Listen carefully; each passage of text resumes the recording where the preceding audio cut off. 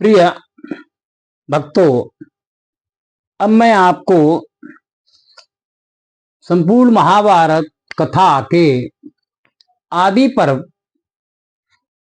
के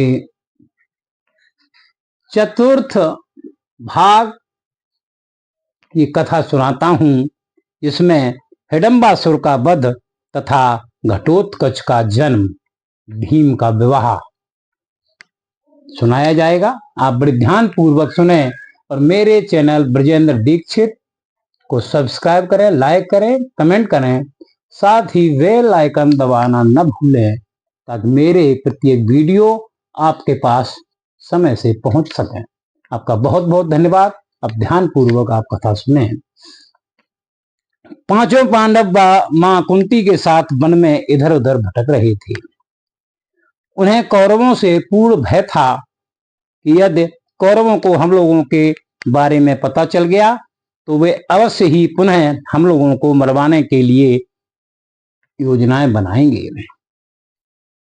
वे दिन भर घनघोर जंगल में चलते रहने से भूख, प्यास व थकान से चूर थे।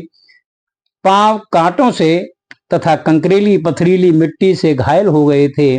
कांटेदार झाड़ियों के बीच से गुजरते हुए शरीर खरोंचों से छिद गए थे। माता कुंती की दशा अत्यंत खराब थी, अतः रात काटने के उद्देश्य से एक साल वृक्ष के नीचे आराम करने लगे। पांडव चार भाई व माता कुंती साल पेड़ के नीचे आराम से सुख की निद्रा में सो रहे थे तथा भीम पहरा दे रहे थे।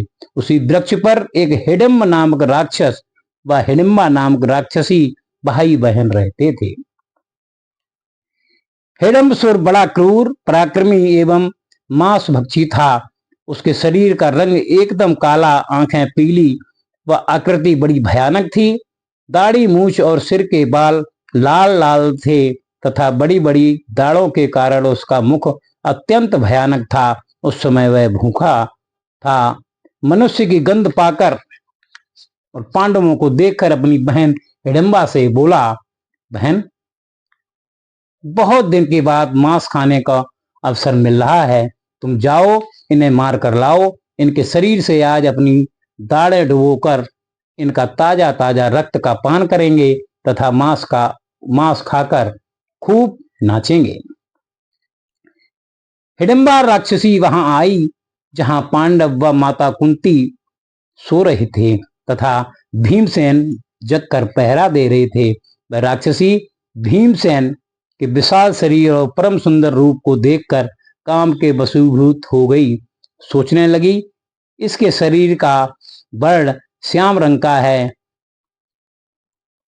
बाहें लंबी हैं, कंधे सिंह के समान हैं, गर्दन शंख की तरह है तथा नेत्र कमल के समान कोमल हैं। निसंदेह ये मेरे पति बनने योग्य है। पति प्रेम भ्रात प्रेम से बड़ा है, अतः भाई की क्रूरतापूर्वक बात नहीं मानूंगी। ऐसा विचार कर वह रूपवती स्त्री का रूप धारण कर भीमसेन के पास आई और बोली, हे श्रेष्ठ पुरुष, आप कौन हैं, कहां से आई हैं तथा जो देवतुल्य पुरुष सो रहे हैं वे कौन हैं? वे बड़ी बड़ी बूढ़ी स्त्री कौन है? ये सभी चिंतित निश्चिंत होकर सो रहे हैं। इन्हें पता नहीं यहाँ भयंकर नरभक्षी राक्षस रहता है। उसने मुझे आपको मारने के लिए भेजा है, परंतु मैं आपको पति बनाना चाहती हूँ और आपको लेकर आकाश में उड़कर आपकी रक्षा करूंगी। यदि तुम मेरी बात मानकर मेरी मनोकामना पूर्ण करोगे तो मैं तुम सबको हिडिंब से बचा लूंगी।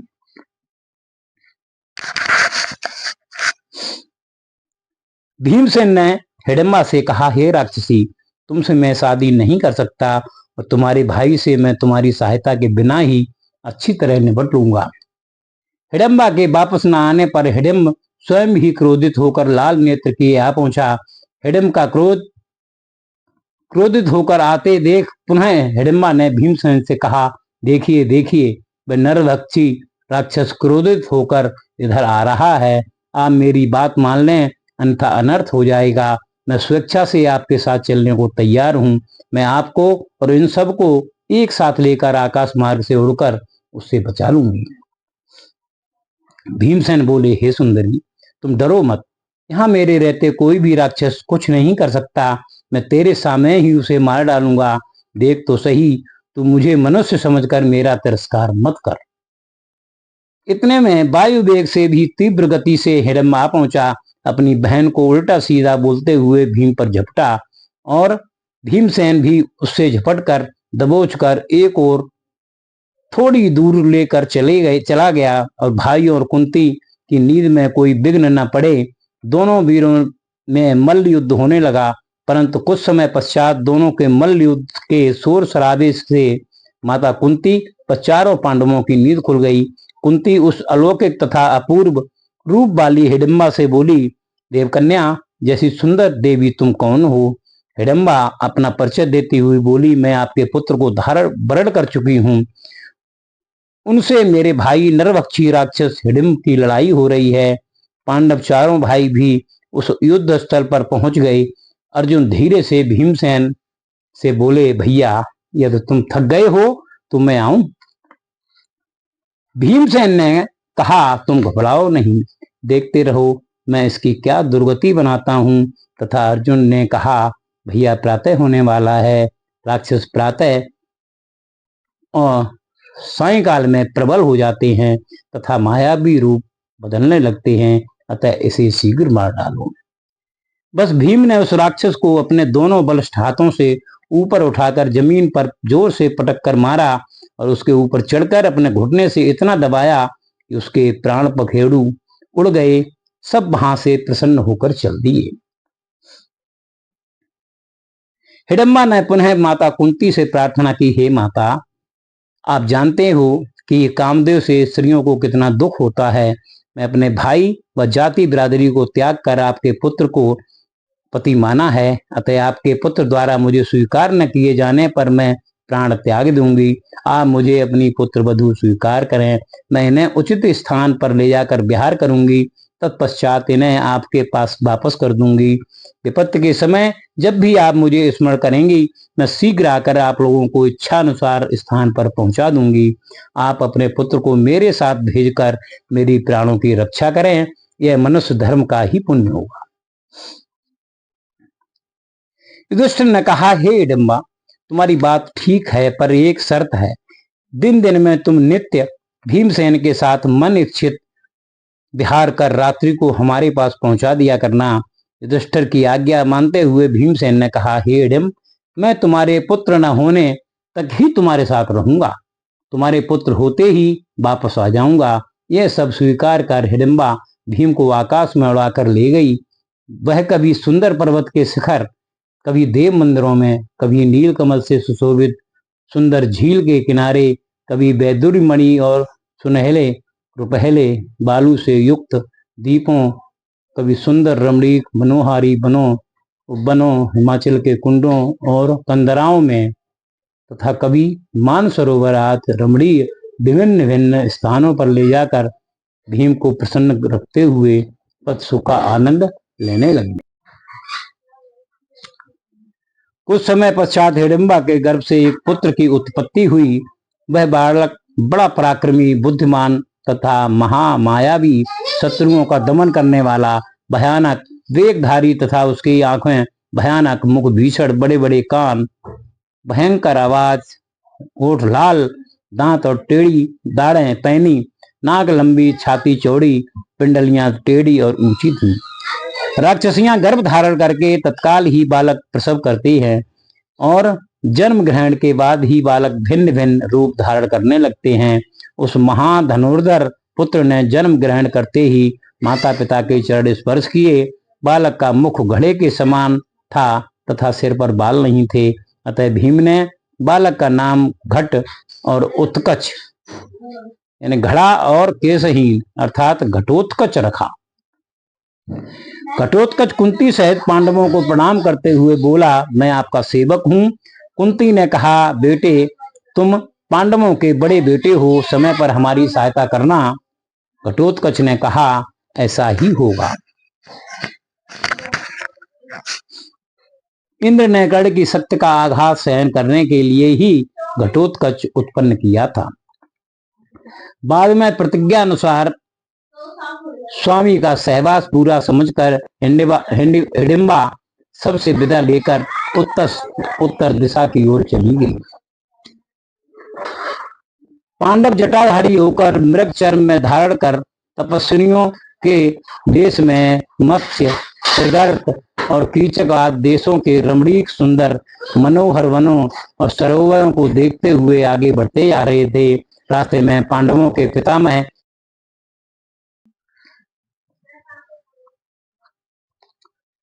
वेद व्यास जी मिले। व्यास जी ने कहा, पुत्रों, दुर्योधन ने तुम्हें निकाल दिया है। इस प्रकार की विपत्ति तुम लोगों पर आएगी मुझे पहले से ही ज्ञात था। इसके लिए तुम लोग दुखी मत होना, इसके आगे तुम लोग सुखी रहोगे। धृतराष्ट्र के पुत्र कौरव और तुम लोग हमारे लिए निश्चय ही समान रूप से प्रेम के पात्र हो। फिर भी तुम लोगों की यह विपत्ति और बचपन को देखते हुए अधिक प्रेम मेरे हृदय में उमड़ता है। इस समय तुम लोग एक चक्रापुरी नामक नगर में गुप्त रूप से निवास करो। यह कहकर व्यास जी ने पांडवों को साथ लेकर एक चक्रापुरी नगर में ले जाकर एक ब्राह्मण के यहाँ उनके रहने का प्रबंध किया और स्वयं चले गए।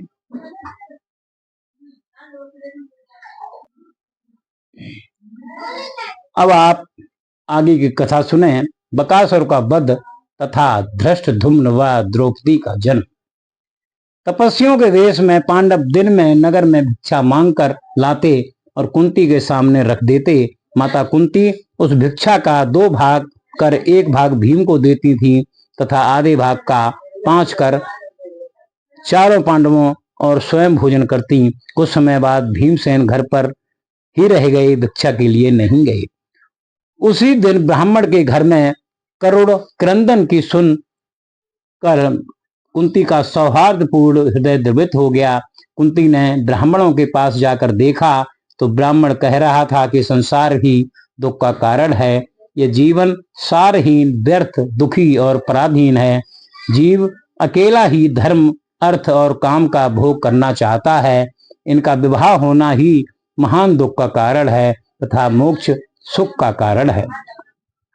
परंतु न तो इस विपत्ति से मुक्ति का कोई उपाय ही सूझता है, न पत्नी व बच्चों के साथ मैं कहीं भाग सकता हूँ तथा अपनी पत्नी, पुत्र और पुत्री को त्यागना भी मेरे लिए असंभव है।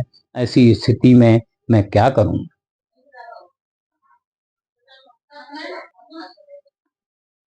ब्राह्मणी कहती है कि पत्यो, आप इतना दुखी क्यों हो रहे हो? एक न एक दिन मनुष्य को तो मरना ही पड़ता है। मैं अपने पति, पुत्र व पुत्री की प्राण रक्षा हेतु स्वयं ही जाऊंगी। मैंने पुत्र व पुत्री को जन्म देकर अपना ऋण चुका दिया है। धर्म के अनुसार पुत्रवती स्त्री का पति से पहले मरना भी सौभाग्य की बात होती है। अतः हे प्राणनाथ, मुझे जाने की आज्ञा दीजिए। दुखी माता पिता की बात सुनकर दुखी मन से कन्या बोली, आप लोग इतना दुखी क्यों हो रहे हो? आखिर मेरा धर्मानुसार मेरा विवाह कर मुझे त्यागी देंगे। अतः आज ही आप लोग इस कन्या को त्याग कर 32 से 4 हो जावे। आप लोग मुझे अपना धर्म पालन करने की आज्ञा दीजिए। कन्या की इस बात को सुनकर माता पिता के करुण क्रंदन को सुनकर छोटा बालक तुतलिया बोली में बोला, हे माता पिता, आप लोग इतने दुखी व चिंतित क्यों हैं? मैं अपने हाथ के इस तृण से उस मांसाहारी राक्षस को मार डालूंगा। उसी वक्त यह सब सुनने के बाद माता कुंती बोली, हे ब्राह्मण, मैं जानना चाहती हूँ कि इस दुख का कारण क्या है। हो सके तो मैं इस दुख को दूर करने का उपाय करूंगी। ब्राह्मण ने कहा, इस दुख का दूर करना असंभव है। इस शहर के बाहर बक नामक एक भयंकर राक्षस रहता है। इस नगर पर उसका एकाधिकार है तथा बाहरी लोगों से वह रक्षा भी करता है। परंतु उसके भोजन के लिए 1 बैलगाड़ी अन्न, 2 भैंसे और जो मनुष्य वह सामग्री लेकर जाता है उसे भी हमें प्रतिदिन देना पड़ता है। बारी बारी से प्रत्येक घर से एक मनुष्य इस आत्मघाती कार्य के लिए भेजा जाता है। बकासुर के पास जाने और उसका ग्रास बन जाने की आज हमारी बारी है। इसलिए घर में रोना धोना मचा है। इसमें आप हमारी क्या सहायता कर सकती हैं? इसके लिए आप अपने मन में रंच मात्र भी दुख न माने। हम बच नहीं सकते, इसलिए पूरे परिवार के साथ जाएंगे ताकि वह पूरे परिवार को एक साथ ही खा सके। कुंती बोली, हे ब्राह्मण, दुखी न हो। मेरे 5 पुत्र हैं, उनमें से एक तुम्हारे उपकार के लिए भोजन लेकर राक्षस के पास चला जाएगा। ब्राह्मण ने कहा, हे प्रभु, नहीं नहीं, मैं अपनी रक्षा हेतु अतिथि की हत्या नहीं कराऊंगा, मैं पाप का भागी नहीं बनूंगा। कुंती बोली, हे ब्राह्मण, मैंने ब्राह्मण कुटुंब की रक्षा करने की प्रतिज्ञा की है। मेरा पुत्र अत्यंत ही वीर संपन्न, तेजस्वी व मंत्र सिद्ध है, इसलिए वह राक्षस उसे मारने में असमर्थ है। उसके हाथों इसके पहले कई महाबली राक्षस मारे जा चुके हैं। आप इस बात को गुप्त ही रखना। यह सुनकर ब्राह्मण चिंता मुक्त हुआ और प्रसन्न हो गया।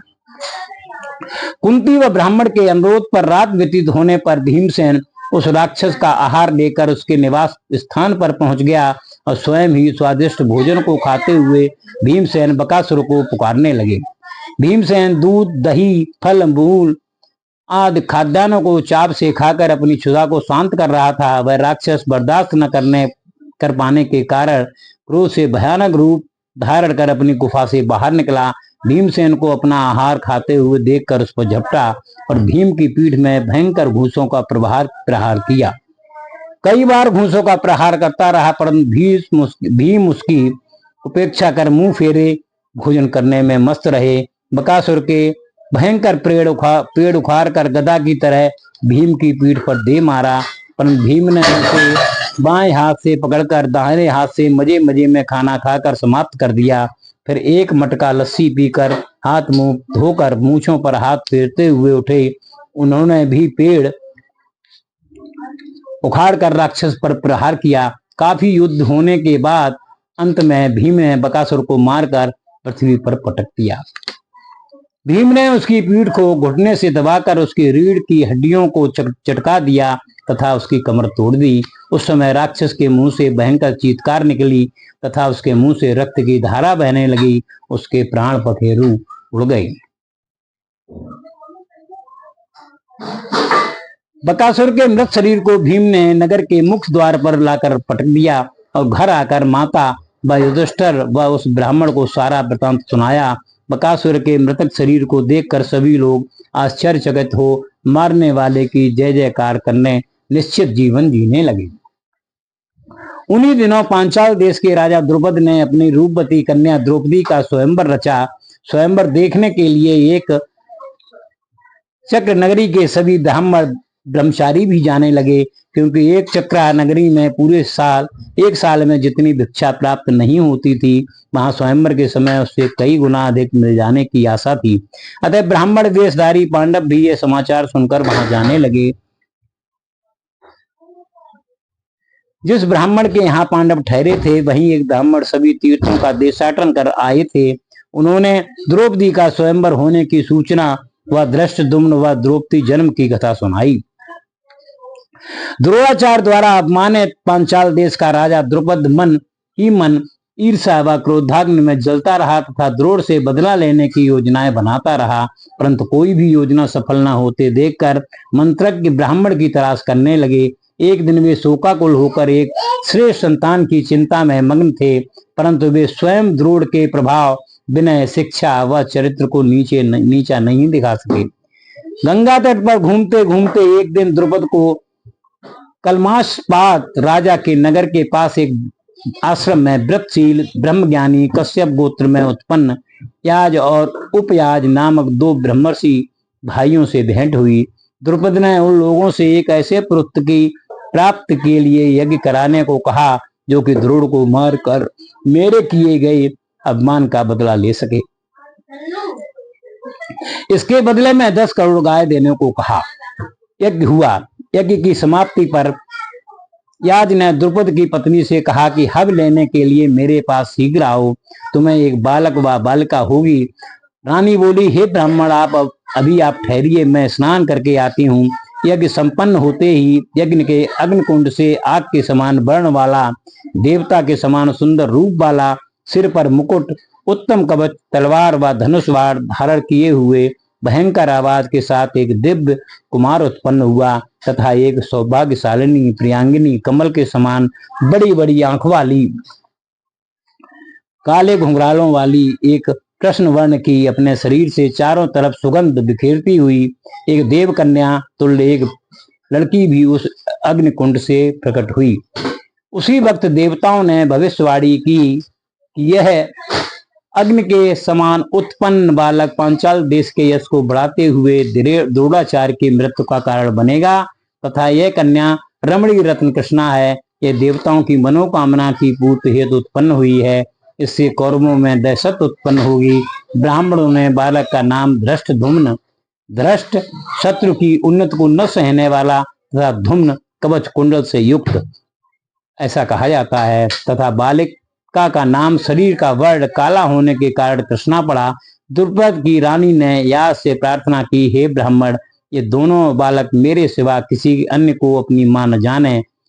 यज ने कहा, ऐसा ही होगा। अब आपने बड़े ध्यान पूर्वक ये कथा सुनी और मेरे चैनल ब्रजन दीक्षित ब्लॉग्स को सब्सक्राइब करें, लाइक करें, कमेंट करें और साथ ही बेल आइकन दबाना न भूलें। बहुत बहुत धन्यवाद। जय श्री।